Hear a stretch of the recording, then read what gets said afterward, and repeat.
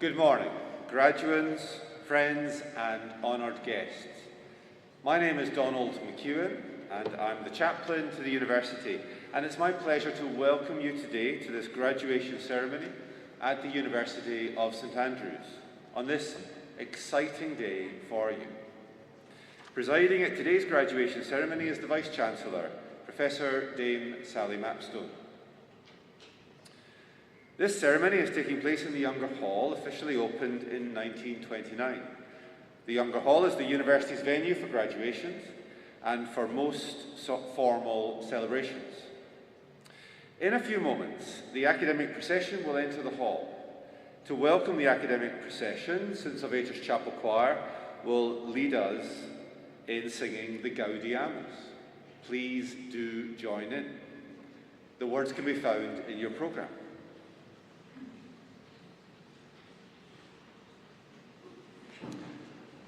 Now, should the fire alarm sound, please remain seated. The alarm will be silenced and staff will immediately investigate the cause of the activation.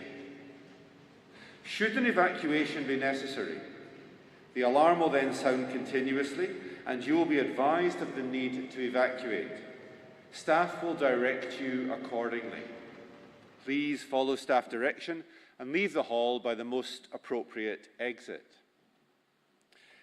At the end of the graduation ceremony, all our newest graduates will join the academic procession, leaving the Younger Hall and walking along North Street and entering St Salvator's Quadrangle through the archway. To supporters, please wait until all our new graduates have left the hall. Ushers will then show you to the nearest exits. Outside, you will be directed to the quad where you'll be able to join our new graduates. Please ensure that your mobile phone is switched off or at least is on silent.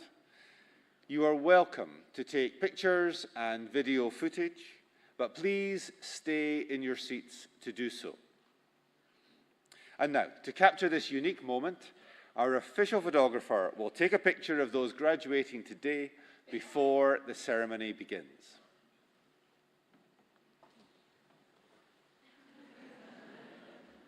Good morning. You all ready for this?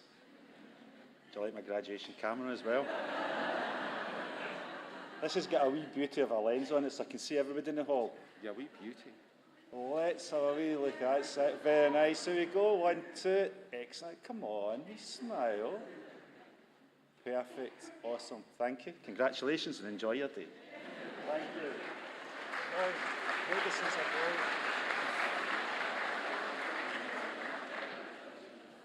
Thank you very much for your attention. I hope you enjoy the graduation ceremony. As you are able, please rise for the Gaudiamus.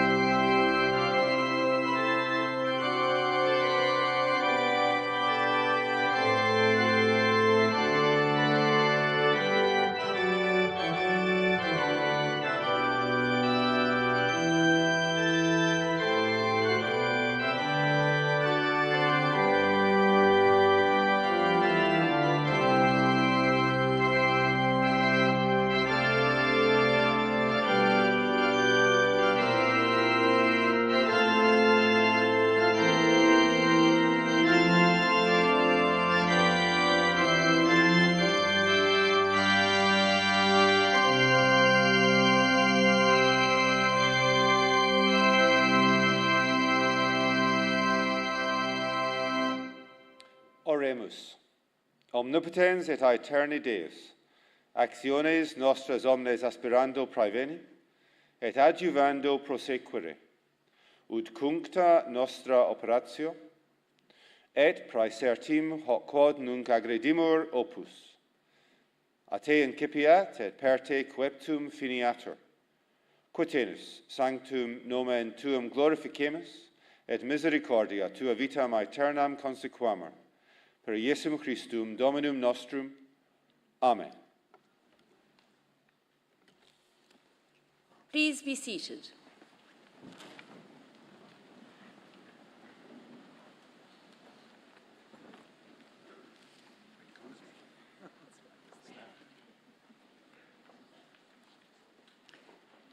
Good morning, everyone. It is my happy duty as Principal and Vice-Chancellor to welcome you to this summer graduation ceremony at the University of St. Andrews. Graduation is the highlight of our academic year. At these ceremonies, students are awarded their degrees and people of distinction are honoured. We orient our academic calendar around these celebrations, and they are a tradition that speaks to the heart of our institutional mission. I am delighted that all of you can share in the joy of today's ceremony. It is also a pleasure to welcome you to the Younger Hall, a fitting setting for the celebration of our students' achievements. This well-loved venue has been the home of our graduation ceremonies since its initial opening in 1929. The Younger Hall has been extensively renovated in recent years. The refurbishment has revitalised this space for the next century of its existence, whilst ensuring that the entire building is fully accessible for all its users. The building's layout and decorations have been refreshed but are intrinsically unchanged, and the shape of the ceremonies remains the same. Today's graduands will cross the Younger Hall stage in a style that unites them with the students who, for almost a century, crossed it before them, and also, of course, with the students who crossed our stages in the 5 centuries before that. The broader graduation tradition which we observe today has indeed taken place at St. Andrews since the second decade of the 15th century when the university was founded, and some of the rituals that were established in the 1400s remain an integral part of the ceremony. These rituals honour our history and signify the assumption of each graduande's place within an institution that has done as much as any other to shape our modern world. We are Scotland's first and foremost university, the 3rd oldest in the English-speaking world and one of the 25 oldest still operating. Across 611 years, students and academics have gathered here to build and disseminate knowledge, and their ambition has proven resilient to the challenges mounted against them. The religious and political regimes that have reared and crumbled, the pandemics and wars that have beaten at the doors. Ours is not, however, a story of survival, but of leadership. St. Andrews has been at the vanguard of political, cultural, and intellectual developments since our inception, and our people have steered the hands of monarchs and parliaments since our earliest days. The importance of our town predates the university's foundation. St. Andrews was the ecclesiastical capital of medieval Scotland. The 12th century cathedral, the remnants of which will look upon the graduation procession at the end of this ceremony, was the largest and most revered building of its time, a centre for pilgrimage, home to Scotland's senior bishop, and concentrated upon completion in the presence of Robert the Bruce in 1318. University instruction commenced here in May 1410, when our founder, Bishop Henry Wardlaw, invited a delegation of scholars led by Lawrence of Lindores, a philosopher of renown, to the town. And university status was formalized when Pope Benedict XIII issued papal bulls from Peniscola in August 1413, which were met by great jubilation when carried into town the following February. Walter Bower, a graduate of this university and the major chronicler of 15th century Scotland, described the foundation of our university in his Latin chronicle of Scottish history, the Scotti-Chronicon, which also recounts the origins of the town and evinces its place at the heart of our cultural imagination.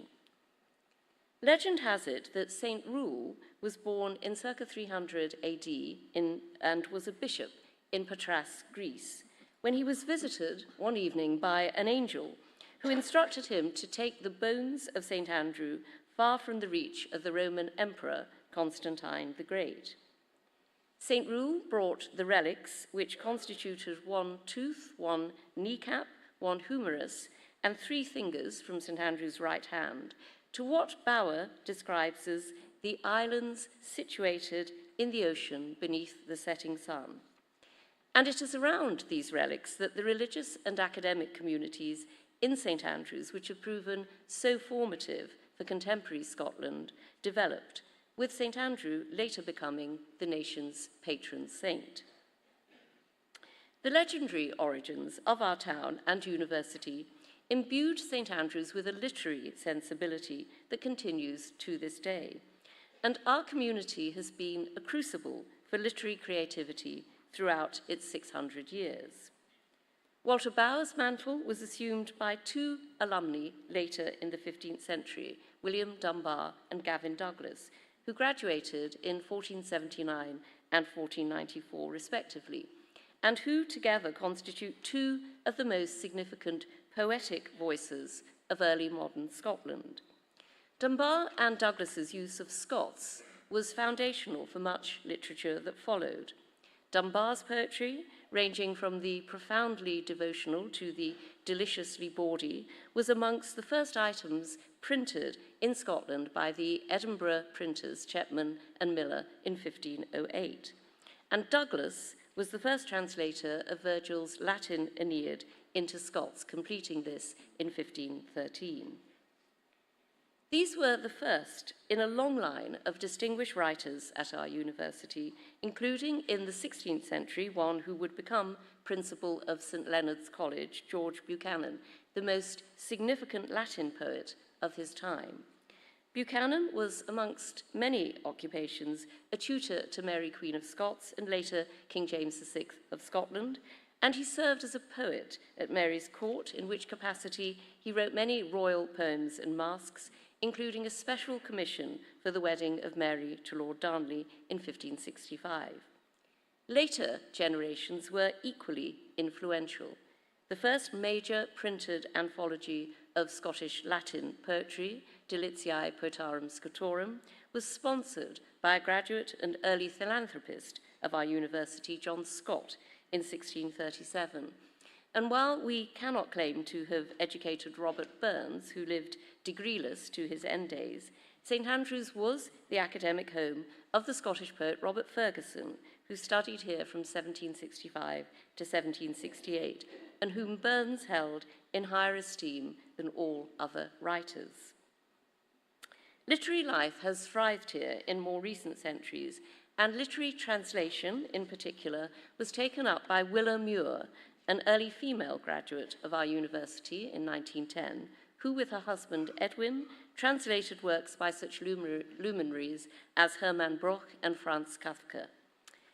The literary culture that the Muirs perpetuated complemented the research activities of our School of English, which today hosts some of the world's foremost literary scholars, alongside some of its most celebrated literary practitioners.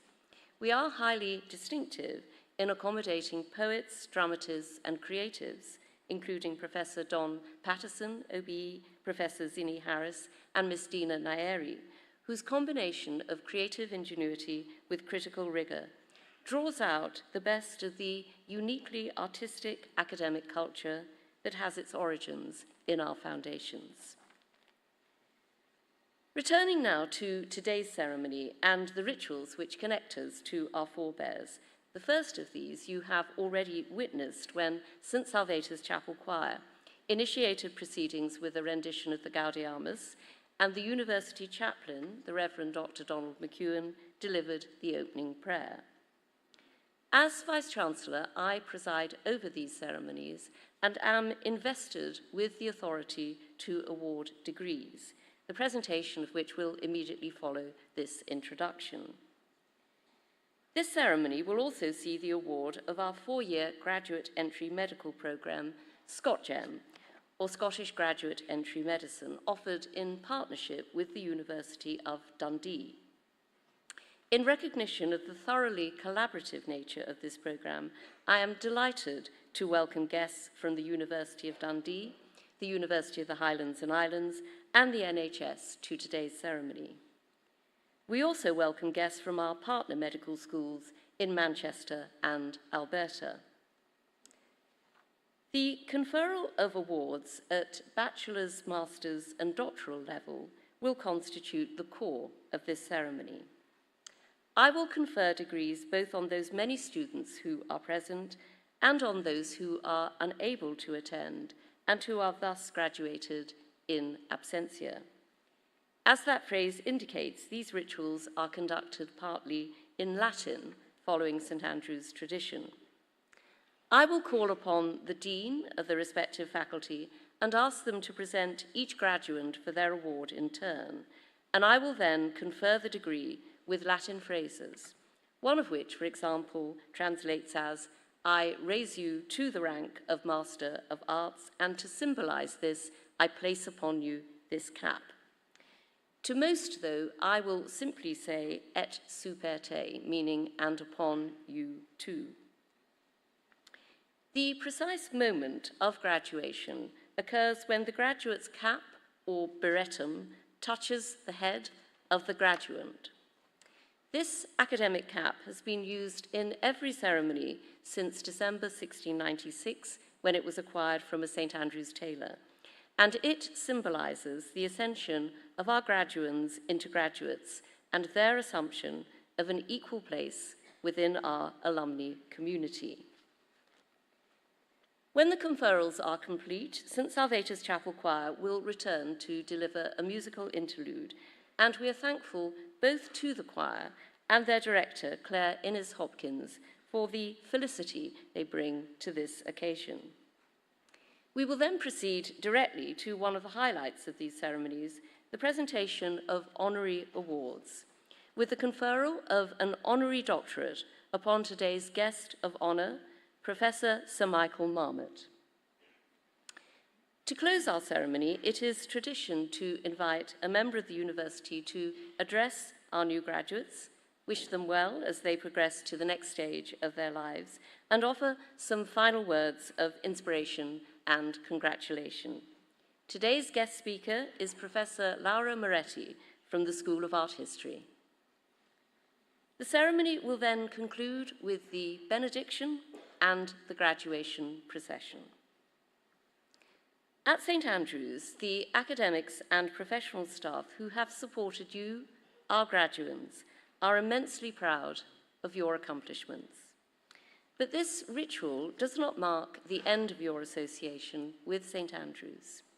You are joining a vital community of alumni who have positively shaped the world around them for 611 years and who support one another in the present.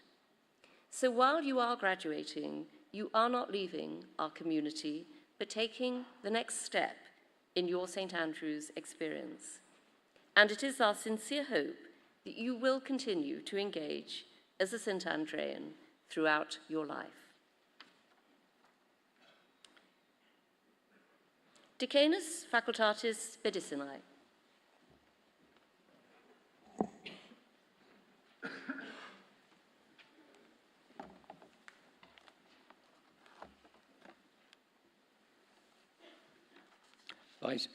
Vice-Chancellor, I have the honour to present, for the degree of Bachelor of Science with Honours, Kareem Afifi.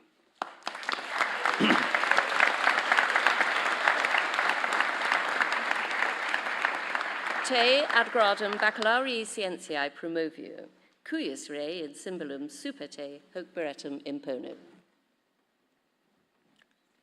Manas Agrawal.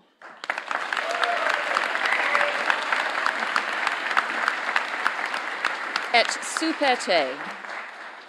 Khalid Al-Harthi.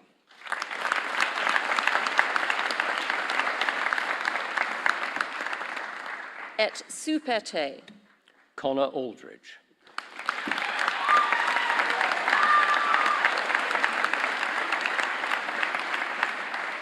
Et super te. Alexandra Alexander.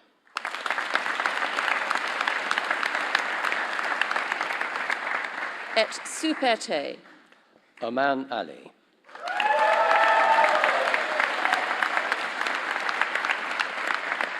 Et super te. Samika Ali.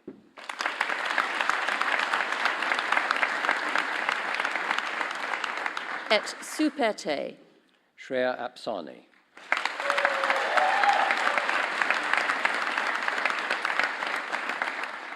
Et super te. Arthur Askham.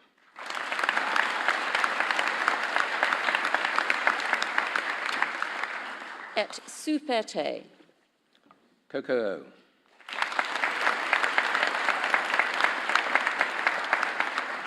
Et super te.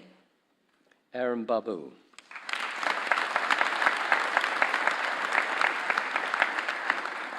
Et super te. Samantha Barlow.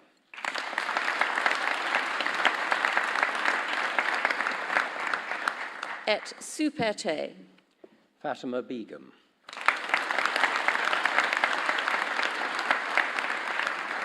Et super te.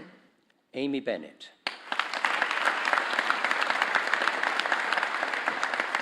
Et super te. Charlie Berman.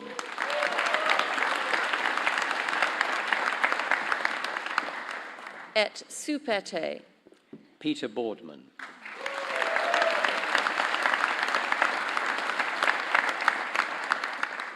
Et super te. Mia Boyle.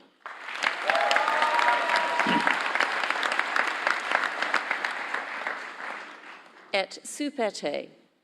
Ethan Breen.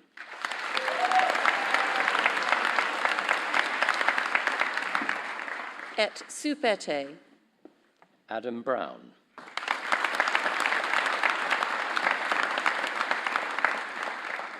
Et super te. Morgan Bruceman.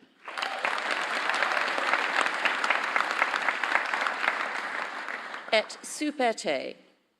Catherine Burnett.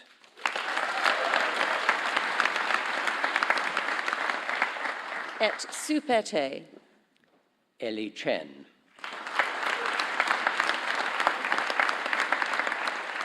Et super te.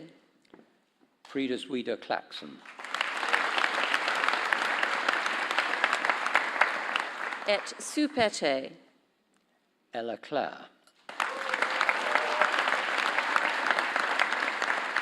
Et super te. Henry Corbould. Et super te. Daniel Cordiner.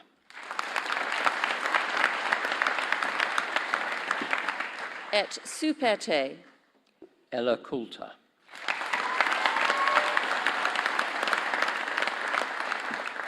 Et super te.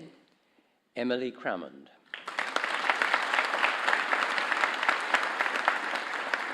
Et super te. Olivia Crane.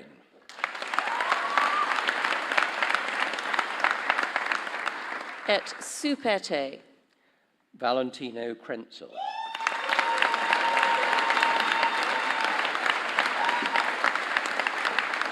Et super te. Louis Coonagill.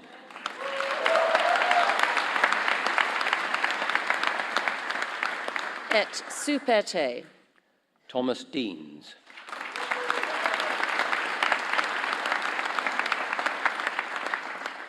Et super te. Bhagavi Desai.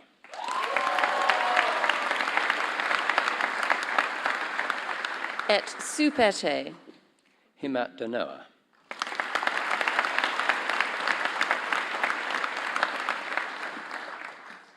Et Superte. Simran Dosanjh.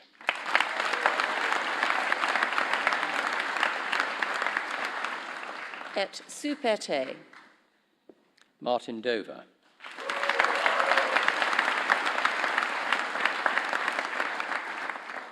Et Superte. Abigail Driscoll.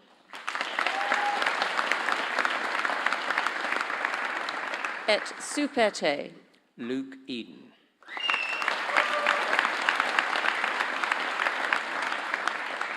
Et Superte.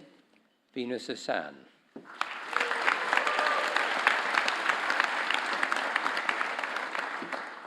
Et Superte. Max Fogelman.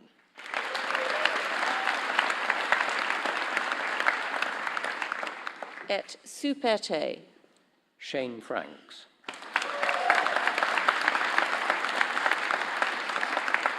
Et Superte. Jamie Gentle.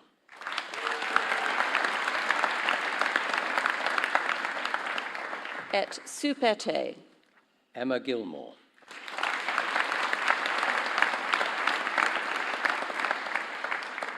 Et Superte. Sarah Golding.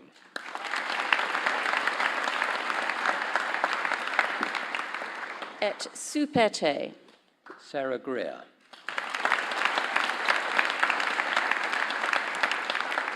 Et Superte. Heather Gubby.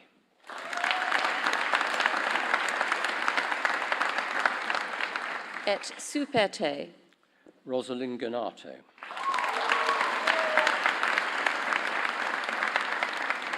Et Superte. Shiksha Guru.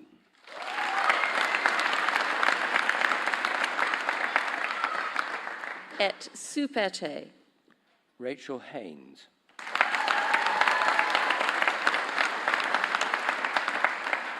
Et Superte.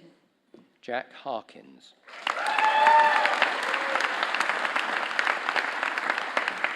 Et Superte. Neve Harper.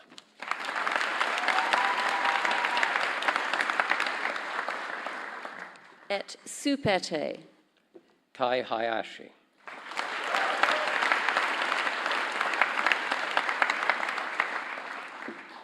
Et Superte. Alice Hewitt.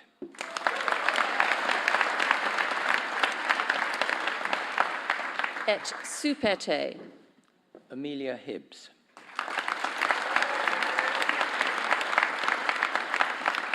Et Superte. Lucy Hooker.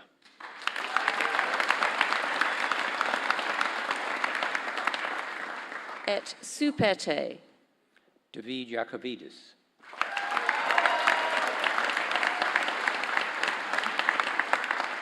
Et Superte. Maria Irvin.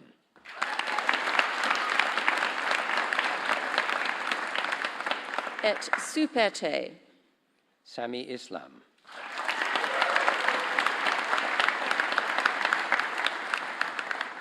Et Superte. Katie Jameson.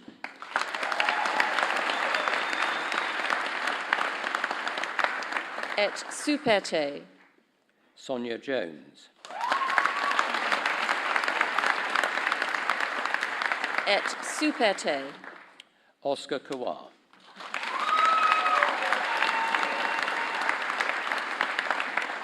Et Superte. Nyon Kim.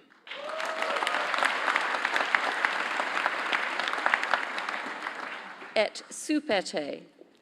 William Kingston.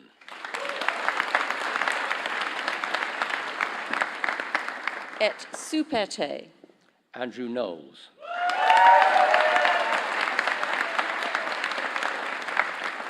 Et Superte. Anika Lowe.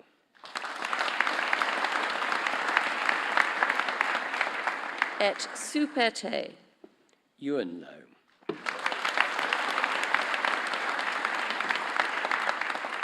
Et Supete. Jane Lawson. Et Supete. Tobias Lawson.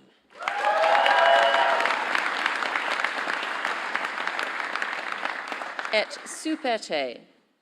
Simoloe Lenku.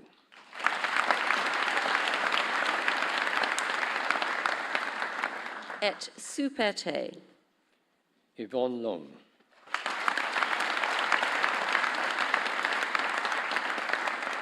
Et Supete. Clara Lister.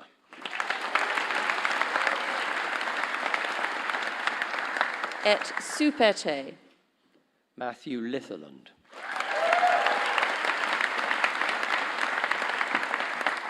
Et Supete. James Lumsden.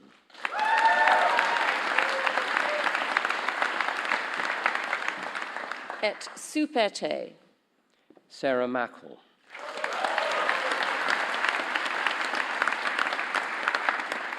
Et Supete. Neil McPherson.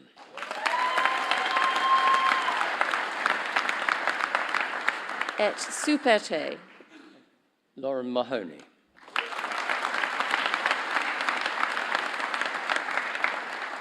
Et Supete. Jaya Manghanani.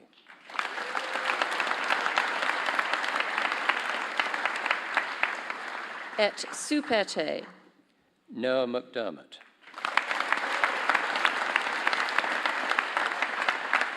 Et Supete. Tatum McGregor.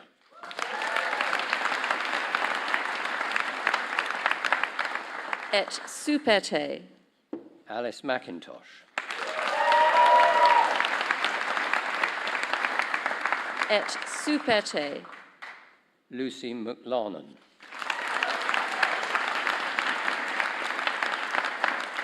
Et Supete. Olivia McNaught.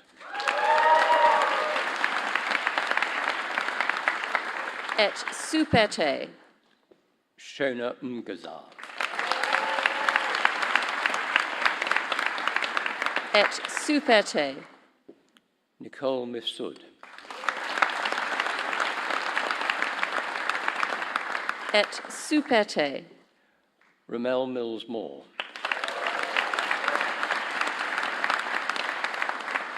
Et Supete. Jasmine Mitchell.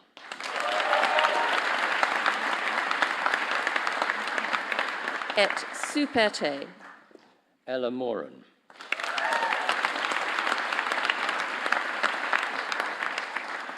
Et Supete. Rory Moran.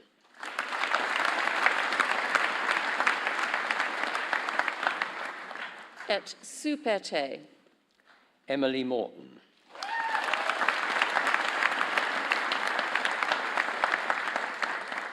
Et Supete. Ishika Mukherjee.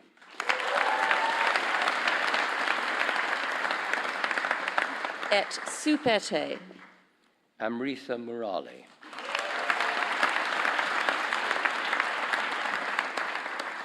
Et Supete.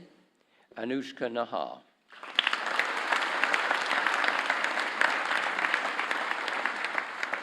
Et Supete. Adrian Ung.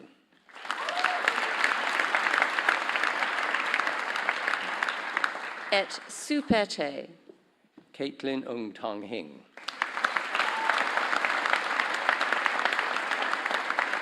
Et Supete. Samuel Offer.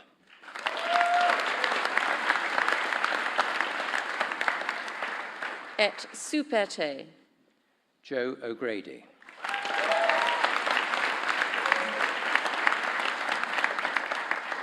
Et Supete. Joe Pattenden.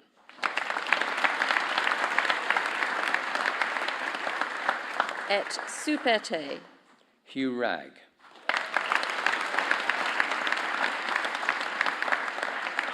Et Supete. Rivathi Ramachandran.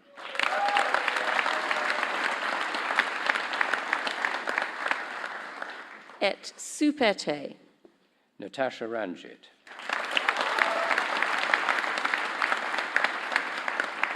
Et Superte. Rishi Ravi Shankar.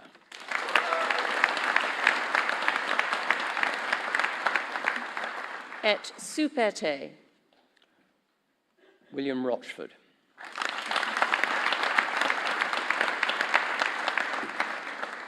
Et Superte. Caitlin Roger.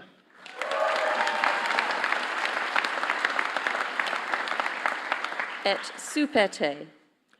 Mario Sainz de Villaverde. Et Superte. Aya Abbas Hussein Salah.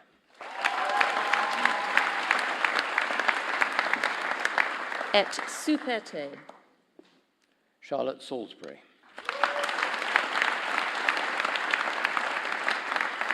Et Superte. Maya Shembri.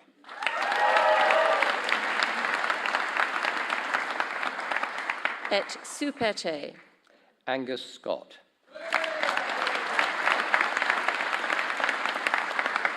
Et Superte. Rohan Shah.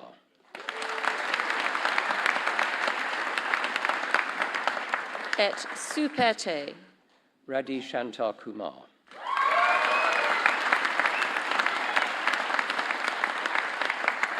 Et Superte. Vivek Sivadek. Et Superte. Madison Slight. Et Superte. Ella Smotley.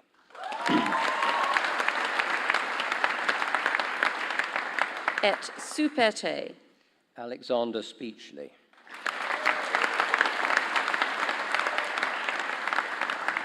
Et Superte. Oliver Stalker.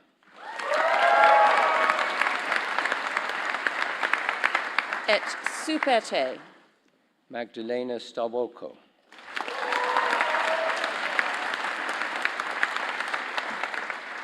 Et Superte. Stella Steed.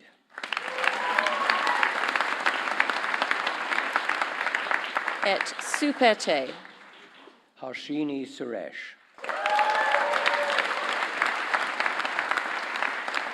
Et Superte. Kyope Siris Tatidi. Et Superte. Hui Shantan.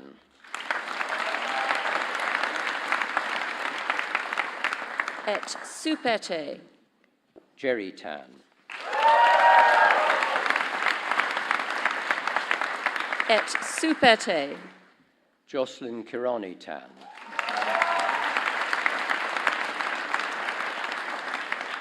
Et Superte. Yin Fei Tan. Et Superte. Anissa Tang.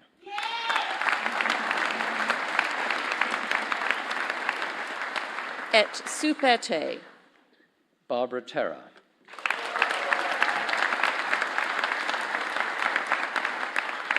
Et Superte. Pia Thapliel. Et Superte. Ashley Soufei Tien. Et Superte. Beth Thorburn.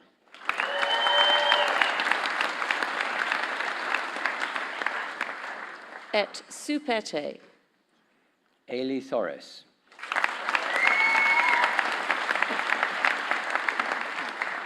Et Superte. Valerie Thornton.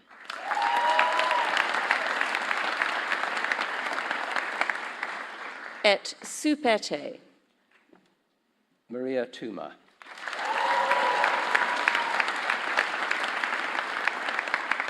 Et Superte. Dipshika Upreti.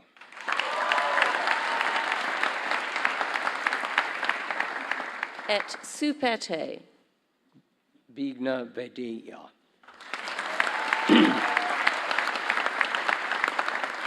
Et Superte. Freya Warby West.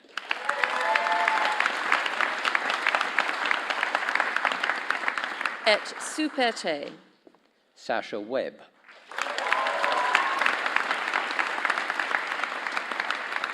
Et Superte. Justin Way.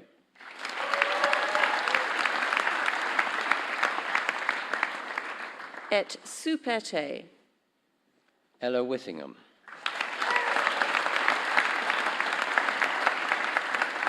Et Superte. Joshua Wynyard.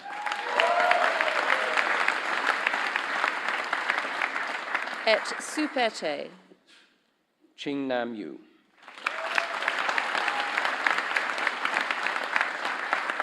Et Superte. Jane Young.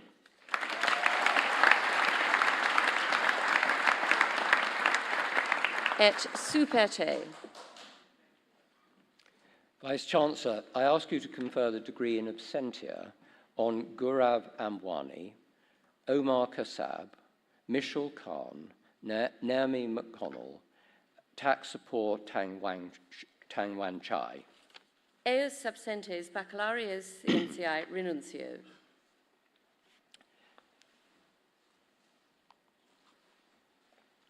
Vice-Chancellor, before the medical graduands are presented, I will ask them to assent to a declaration that they will maintain traditional standards of professional conduct. I'm now addressing the students in the first 3 rows of the auditorium. These are our Scott Gem medical graduands. Will these students now please stand?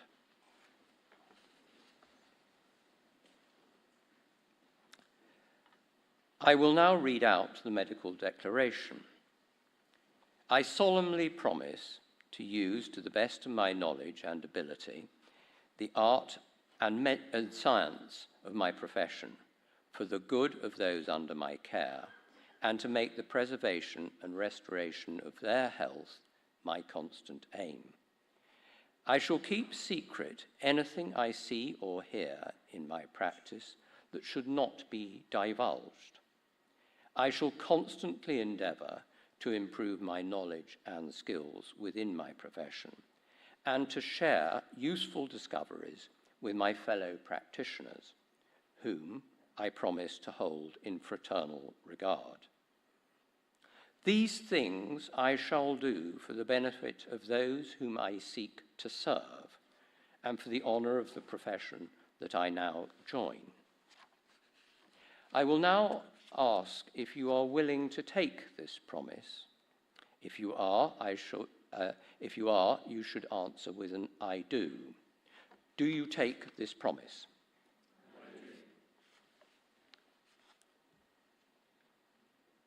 Vice-Chancellor, I have the honour to present for the degree of Bachelor of Medicine and Bachelor of Surgery those who have completed the Scott Gem programme.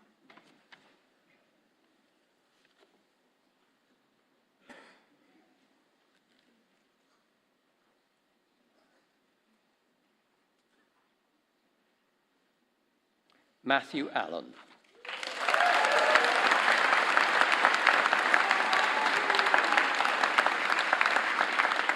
Te ad gradum medicinae baccalaureae atque chirurgiae baccalaureae promovio, cuius rei in symbolum superte hoc beretum impono. Lydia Arthur.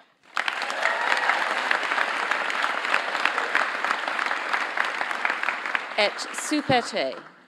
Andrew Blaine.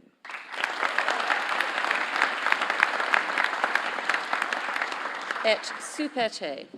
Sarah Carley.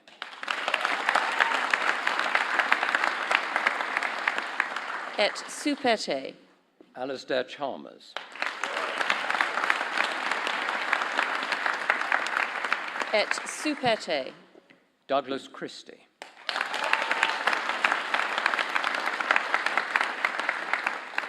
Et superte. Richard Chudley.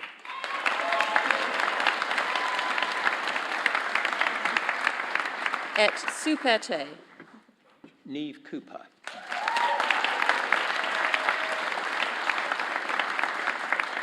Et superte. Eleanor Curtis Wetton. Et Supete. Georgia Dempsey.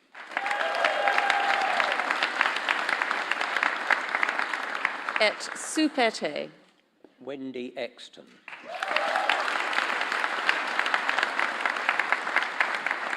Et Supete. Ailey Ferguson.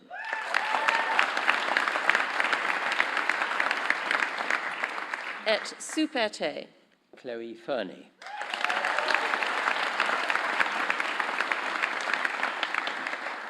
Et Supete. Marion Findlay.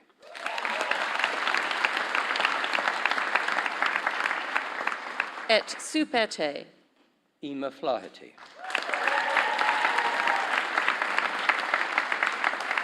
Et Supete. Catriona Forsyth. Et Supete. Samuel Foxcroft.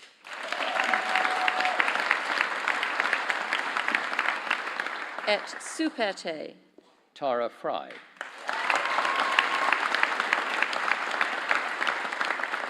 Et Supete. Shona Gallagher.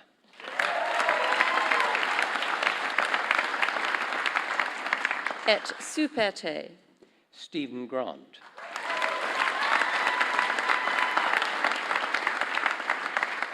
Et Supete. Amber Grunenberg.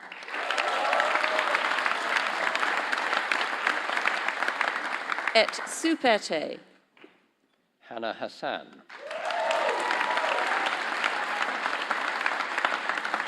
Et Supete. James Howie. Et Supete. Colin Hughes.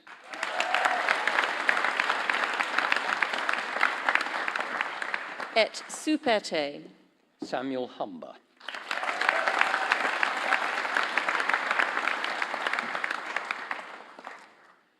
Et Supete. Charlotte Humphreys.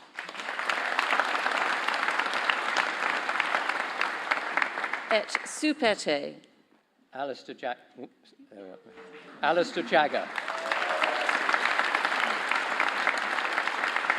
Et Supete. Anya Kavanagh.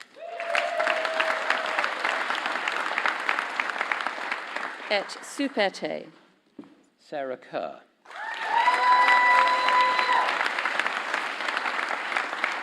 Et Supete. Kai Kimber Bidlow.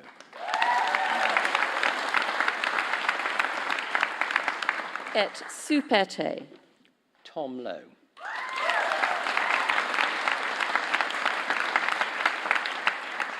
Et Supete. Christina MacLeod Contu.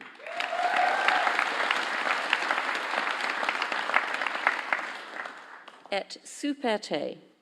Hilary McPherson.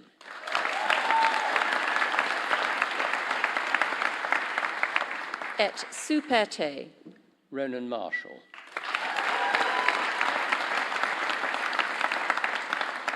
Et Supete. Chloe Martin.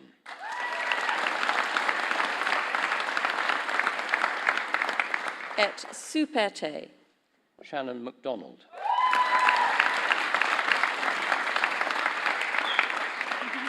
Et Supete. Caroline MacPhail.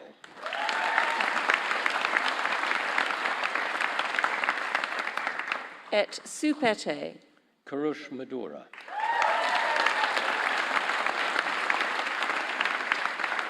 Et Supete. Thomas Miller.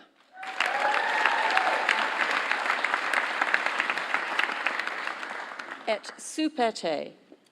Rebecca Nielsen.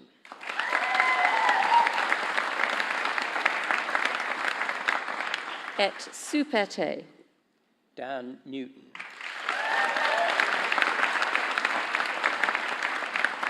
Et Supete. Marie Patterson.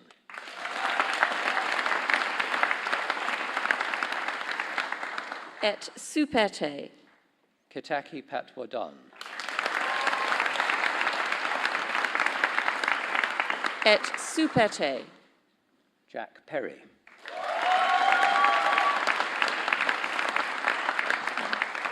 Et Supete.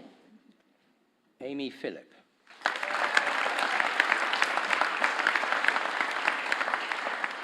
Et Superte. Tara Rowan.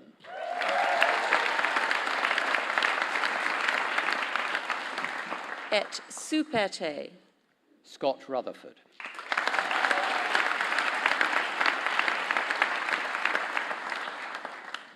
Et Superte. Fiona Shields.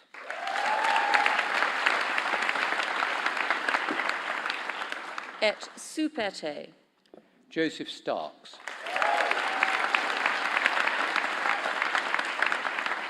Et Superte. Stephen Stewart.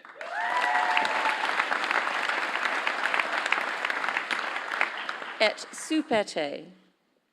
Rachel Swift.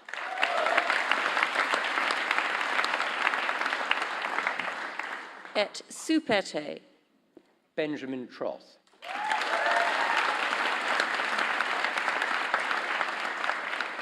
Et Superte. Keith Torita.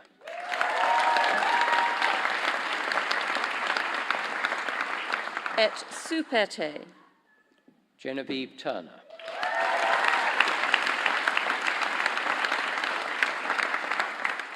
Et Superte. Hector Warby West.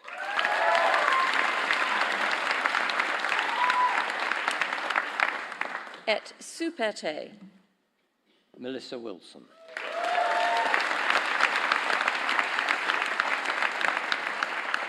Et Superte. Vice-Chancellor, I ask you to confer the degree in absentia on Gavin Halliday and Hermes Manos. Eus absentes medicinae baccalaureus atque chirurgiae baccalaureus renuncio. Vice-Chancellor, I ask you to confer the degree of Master of Science in absentia on Ninian Schmeissing Barnes. Eam absentem magistrum scientiae renuncio. Vice-Chancellor, I have the honour to present for the degree of Master of Science by Research, Claudia Harper.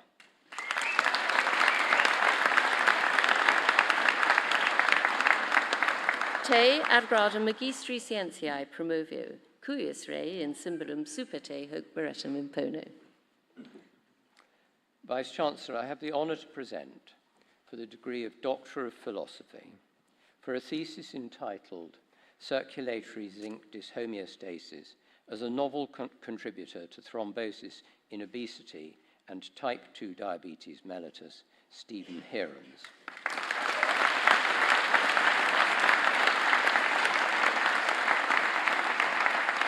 Te ad gradum doctoris philosophiae promovio, cuius rei in symbolum superte hoc beretum impono.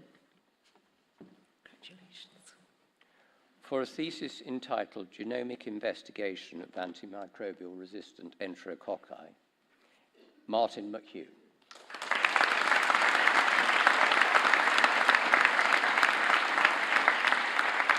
Et Superte. For a thesis entitled Mechanisms of Action of Protide NUC 1031 and Cisplatin Combination Chemotherapy, Dylan Patel.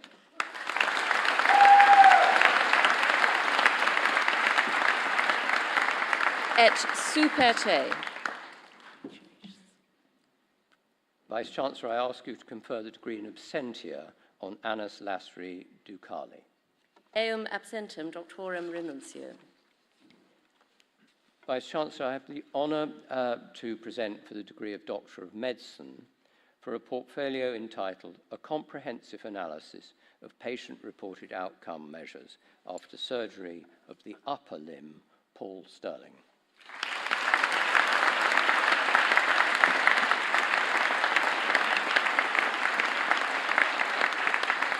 Te ad gradum doctoris medicinae promovio, cuius rei in symbolum superte hoc beretum impono.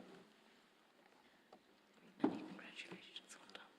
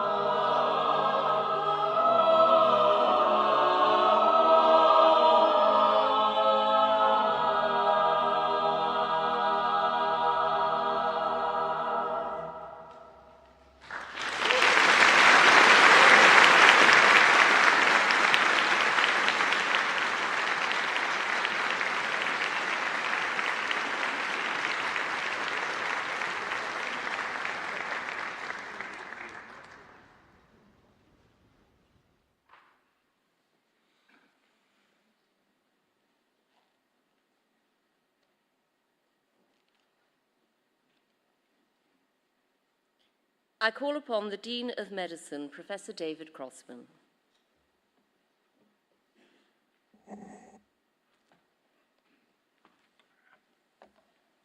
Vice-Chancellor, it's my privilege to present for the degree of Doctor of Medicine, honoris causa, Professor Sir Michael Marmot.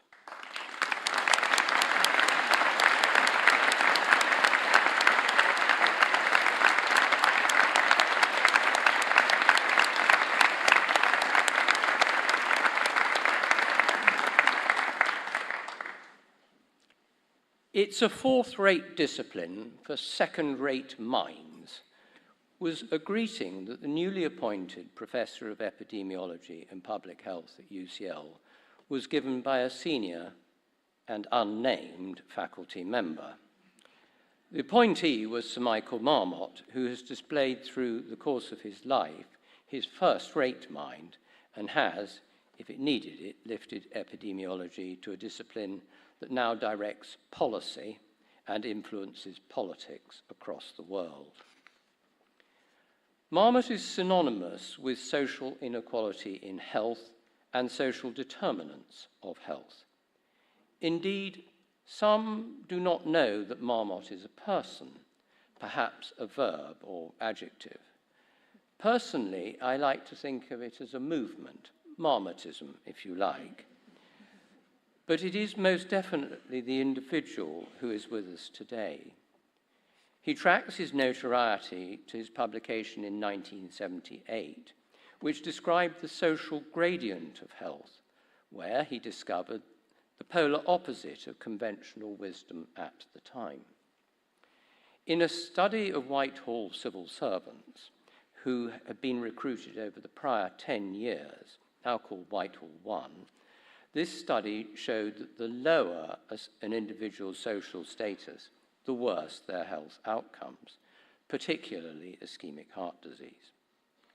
But further, and most importantly for the area Sir Michael has defined, that the risk acquired by low social status could not be entirely explained by known risk factors that tracked with social status, such as obesity or smoking. But 60% of that risk went unexplained and was attributable to the consequence of social status directly. This in turn led Marmot to identify that the health inequality was beyond the consequence of financial poverty. And he presses the case for psychosocial factors and factors that impact upon childhood development.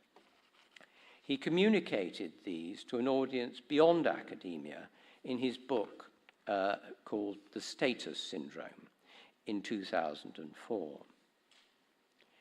In 2010, Marmot published Fair Society, Healthy Lives, the so-called Marmot Review.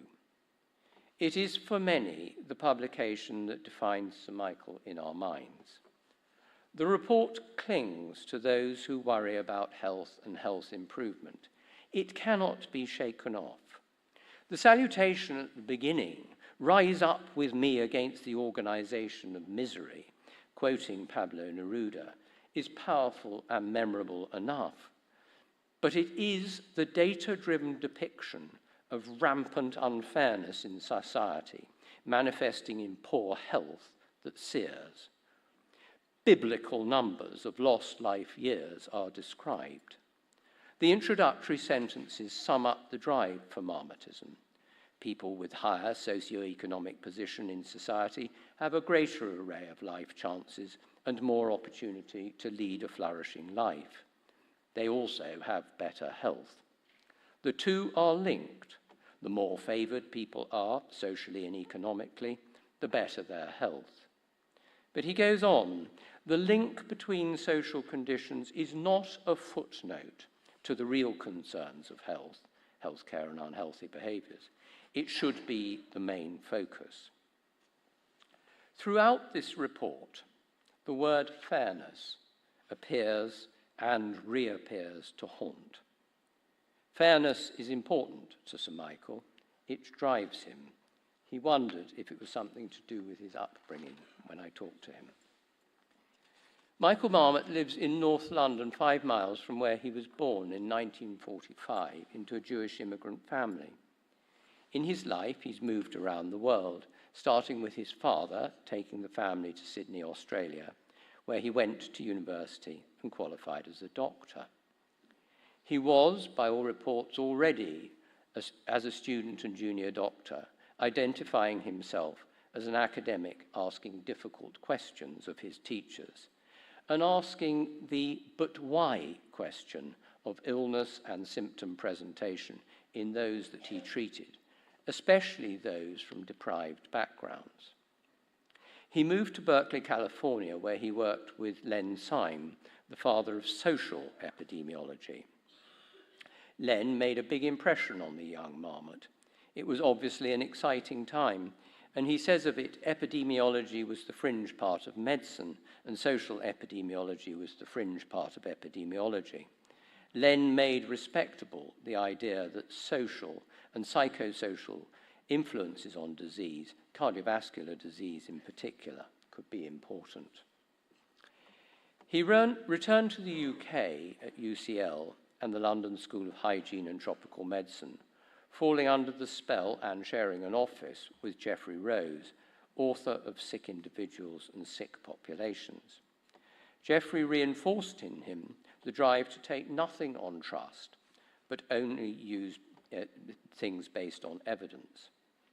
Marmot also worked with Fraser Mustard at McMaster in Canada. Mustard was the first to publish the benefit of aspirin on heart attacks, but was to go on to lead research on the importance of early childhood development and encouraged Marmot to explore this area in his work on social determinants of health. And this idea shines through in some of the recommendations of the Marmot report. Asked by many, "Are you political?" he gives a varied response which would give one message. "No, I'm not political. I bring evidence to politics, but that evidence brings the need for action." Sir Michael has been recognised by many awards and honours and many honorary degrees. Indeed, this will be the 21st. There are too many accolades to mention individually, but he, of his national honours, divides them in two. The knighthood was for his research, and the award of Companion of Honour was for his work on policy. Those are the two distinct phases of the way he sees his achievements of his life. Sir Michael Marmot, Companion of Honour, world-leading academic, driven by data and a desire to see fairness, you are truly an example to us all, and especially those who work with the sick and wish for a healthier world. Vice-Chancellor, in recognition of his major contribution to medicine, I invite you to confer the degree of Doctor of Medicine, honoris causa, on Sir Michael Marmot.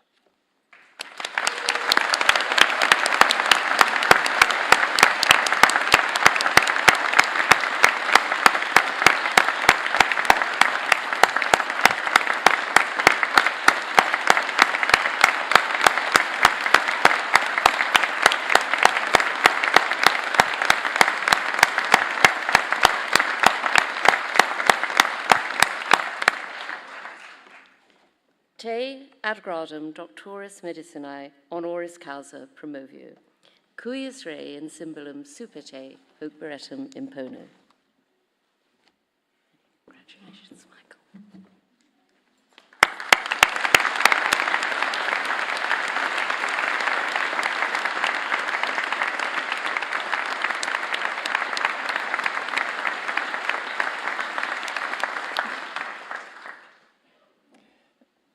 I love graduation ceremonies, not least because I was able to stand up after kneeling, but I love the joy that the graduates experience, they and their families. I love the fact that this joy comes after years of toil and commitment. And I have to confess, I got an unexpected lump in my throat when the doctors took that solemn oath to join our profession. I want to just say three things. That's too many for one talk. But the first is, and it relates, thank you, to what you just heard. When I chaired the World Health Organization Commission on Social Determinants of Health, we put on the cover, social injustice is killing people on a grand scale. We said that inequalities in health arise from a toxic combination of poor social policies and programs, unfair economic arrangements, and poor governance. And so for those of us who are committed to improving the health of people whose ill health is no fault of their own, we are working in a spirit of social justice, of fairness. The second thing I want to say, you may have noticed there's an election campaign going on in most countries of the world, including the UK. Ipsos Mori, a polling company, constructs a veracity index. They say, now I'm going to read you a list of people, and I want you to tell me if you trust them to tell the truth. Number one, trusted by 93% of the population, nurses. They beat us. Doctors, trusted by 90%, but pretty good. Scientists, judges, teachers. No prize for guessing who brings up the rear. Politicians, trusted by 14%. To my surprise, government ministers are trusted by more than general politicians, 20%. They're doing their damnedest to bring that figure down. And that 20% is below journalists who are just below estate agents. We in the medical profession rightly are trusted. We tell the truth. If a patient came to you and said, will this do something for my breast cancer? And you told a lie, what worse sin could you commit? We tell the truth. And I'd like us to keep telling the truth about the conditions in our society that give rise to ill health. We have a sacred duty to continue as doctors, as scientists, to tell the truth. And the third, it relates, the Vice-Chancellor said to me last night, or she asked me, how come you remain optimistic? You heard, I have a Jewish background, the Jewish definition of a pessimist is someone who thinks things can't get any worse. And an optimist says, oh yes, they can.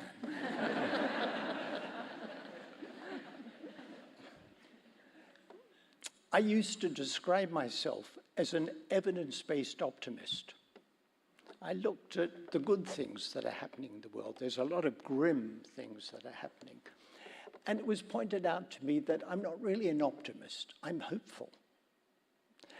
And that put me in mind of Václav Havel, the Czech playwright, dissident. He was jailed for his political views and became the first president of a post-communist Czechoslovakia. And he said, hope is not prognostication. It's not prediction. Hope is an attitude of the spirit. Hope is doing the right thing regardless of how it comes out. I urge you, I urge all of us to be hopeful. Let me finish, if I can quote a Welshman in this Scots University, Raymond Williams, who said, "To be truly radical is to make hope possible rather than despair convincing." Thank you.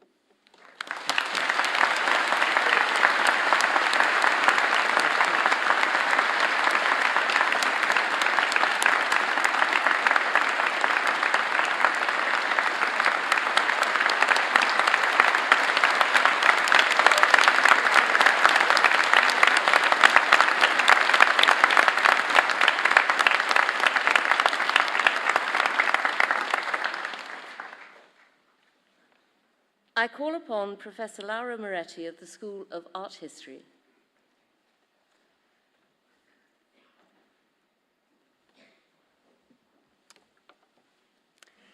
Vice-Chancellor, special guests, colleagues, and graduates, we are here to celebrate a remarkable achievement, the culmination of years of tireless study, late nights fueled by caffeine and curiosity, and steady dedication to a noble profession. Each one of you embarked on a challenging journey, driven by passion for knowledge and a profound empathy for humanity. Along the way, you have not only acquired knowledge, but also honed your critical thinking, empathy, and resilience. Today, your journey reaches a significant milestone. This is a moment to reflect on the legacy you inherit and the profound responsibility you carry. Here, at the oldest university in Scotland, countless minds have faced the mysteries of life and health. Think back to your predecessors who walked these very paths, from the early anatomists dissecting under flickering candlelight to the modern researchers pushing the boundaries of medical science. Today, you become part of this legacy, inheriting the responsibility to push boundaries of knowledge and ensure the well-being of generations to come. You will step into a world tackling complex medical challenges, an aging population, emerging infectious diseases, and the ever-present struggle for healthcare equity. These challenges are daunting, but you carry with you the exceptional education you received here at St. Andrews, which instilled in you a foundation built upon rigorous scientific inquiry, a commitment to ethical practice, and a deep understanding of the human body. Embrace change. Remember the intellectual curiosity that brought you here. Medicine is a dynamic field. The latest discoveries may be challenged tomorrow. Stay curious, delve into new research, and adapt to the ever-changing landscape. Never stop learning, questioning, and seeking out new avenues to improve patient care. Medicine is, at its core, a human endeavor. It is about trust, thought, and understanding the very human experience of illness. The empathy you have cultivated within these walls will be your most valuable tool. Let compassion guide your interactions, fostering a sense of connection and trust with every patient you encounter in your work, whether it be in person or in the lab. The road ahead will be challenging. There will be long hours, difficult decisions, and moments of doubt. You will witness disparities, inefficiencies, and challenges. Do not be afraid to be a voice for change. Advocate for patients, promote access to quality care, and work towards a healthcare system that serves everyone. Amidst the challenges, you will find immense satisfaction. You will witness miracles of recovery, forge profound connections with patients, Pioneer research that drives your field forward, and be a source of comfort and guidance during some of life's most vulnerable moments. St. Andrews has equipped you with the knowledge, skills, and values you need to thrive in this worthy profession.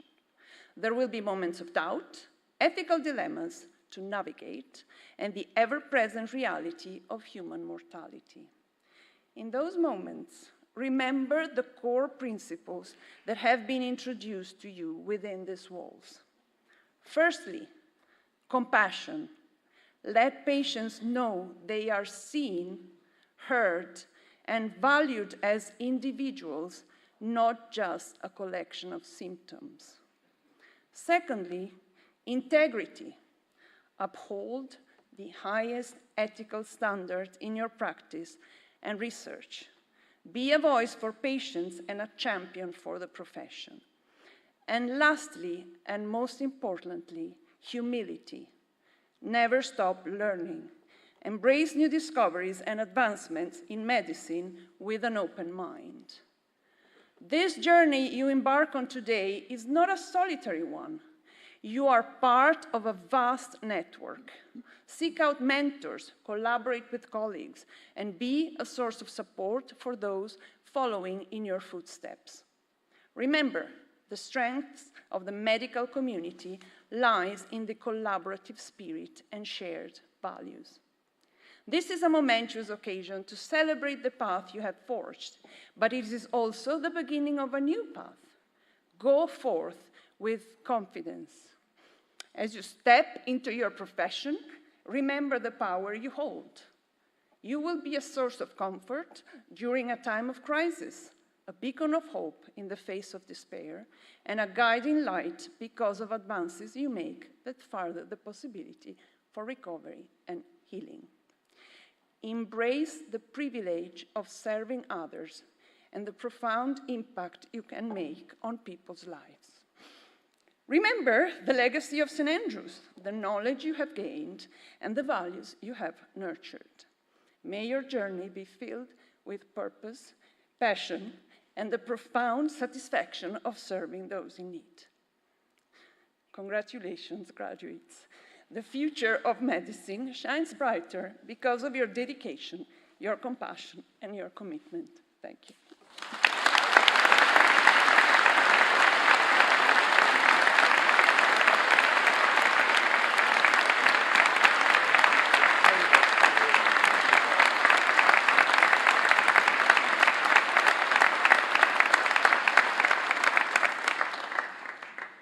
Please stand for the benediction.